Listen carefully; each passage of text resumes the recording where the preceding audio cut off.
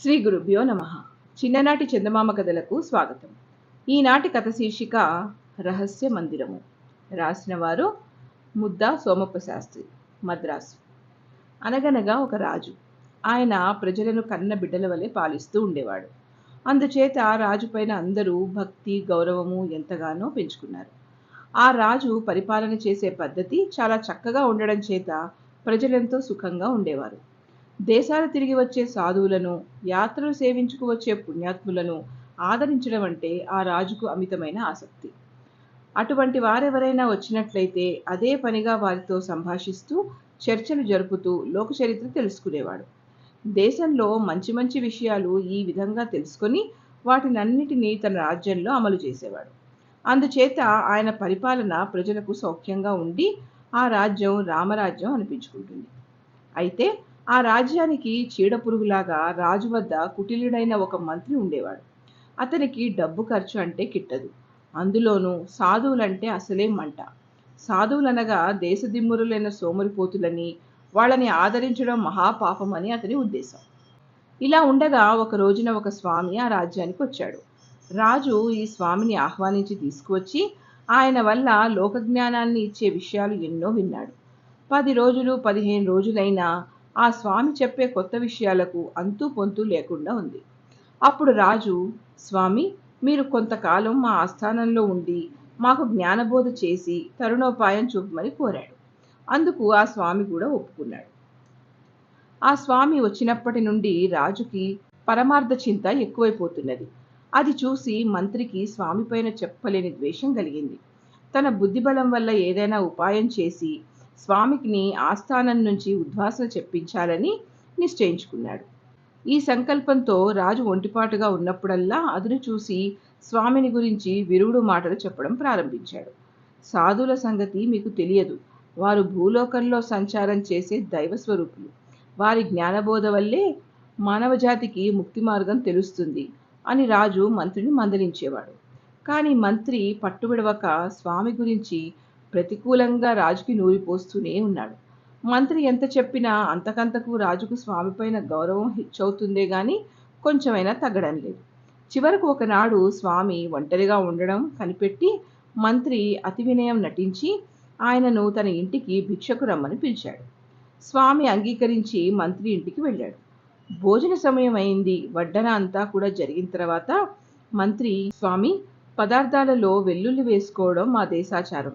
గురువులకు పెద్దలకు విందు చేసేటప్పుడు తప్పక ఉపయోగించాలి. తమకేమీ అభ్యంతరం ఉండదనుకుంటాను అనేసరికి అభ్యంతరం లేదన్నారు స్వామి.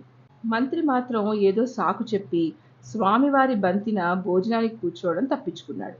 స్వామి భోజనానికి కూర్చోగానే మంత్రి కోటకు వెళ్ళి, రాజా, సాధువులంటే వంచకులని నేనెంత చెప్పినా తమరు నమ్మలేదు.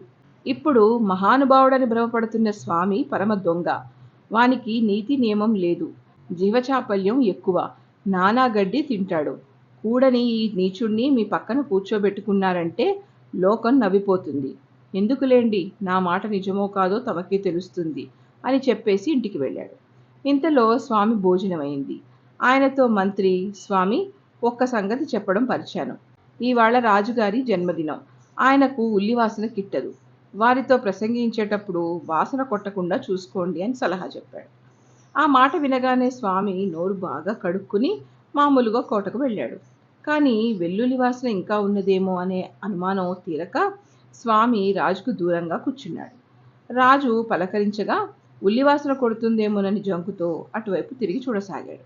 రాజు కోరినప్పటికీ స్వామి ఉన్నతాసనం మీద కూర్చోక దూరంగానే తప్పుకునేసరికి రాజుకు మంత్రి మాటలపై నమ్మకం కలిగి స్వామి పరమ దుర్మార్గుడేనని తలిచాడు. ఇటువంటి దుర్మార్గుడికి మరణమే తగిన శిక్ష అని నిశ్చయించాడు. ఈ రాజు ఎవరైనా దుర్మార్గులను చంపదలిస్తే ఒక చిత్రమైన ఏర్పాటు ఉన్నది. అదే రహస్య మందిరం. రాజు స్వయంగా చీటీ రాసి ఎవరిని ఆ మందిరానికి పంపితే వారికి అక్కడ మరణశిక్ష విధింపబడుతుంది. చీటీలో చూసే వారికి బహుమతి ఇంత ఇయ్యవలసింది అనే మాటలు కనపడి ఆశ కలుగుతుంది. తీరా మందిరంలోకి పోయేసరికి జరగవలసిన పని జరుగుతుంది. ఈ రహస్యం మంత్రికి కూడా తెలీదు. రాజు స్వామిని పిలిచి, మహాత్మా, తమరు వచ్చి చిరకాలమైంది. మిమ్మల్ని ఇక్కడనే మేము నిలిపివేసినట్టయితే మీ వల్ల ఉపదేశం పొందవలసిన శిష్యకోటికి అన్యాయం చేసినట్టు అవుతుంది. కనుక భక్తిపూర్వకంగా సమర్పించుకుంటున్న ఈ 1000 వరహాలు స్వీకరించండి అంటూ పత్రం చేతికిచ్చి రహస్య మందిరానికి వెళ్ళి సొమ్ము తీసుకోండి అన్నాడు. ఈ సంగతులన్నీ గమనిస్తూ ఉన్న మంత్రి ఆ బహుమానం తానే కాజేద్దామన్న దురుద్దేశంతో స్వామిని దర్శించి, మహానుభావ, తమరేమిటి మందిరానికి వెళ్ళడమేమిటి? మీరు శ్రమపడడం భావ్యం కాదు. తమరు ఈ ఇంటిలో నిశ్చింతగా కూర్చోండి. నేనిప్పుడే పోయి మీకు అందవలసిన బహుమానపు సొమ్ము పట్టుకువచ్చి సమర్పిస్తాను అంటూ స్వామిని తన ఇంట్లో కూర్చోబెట్టి మంత్రి ఆ చీటీ తీసుకుని మందిరానికి చేరుకున్నాడు.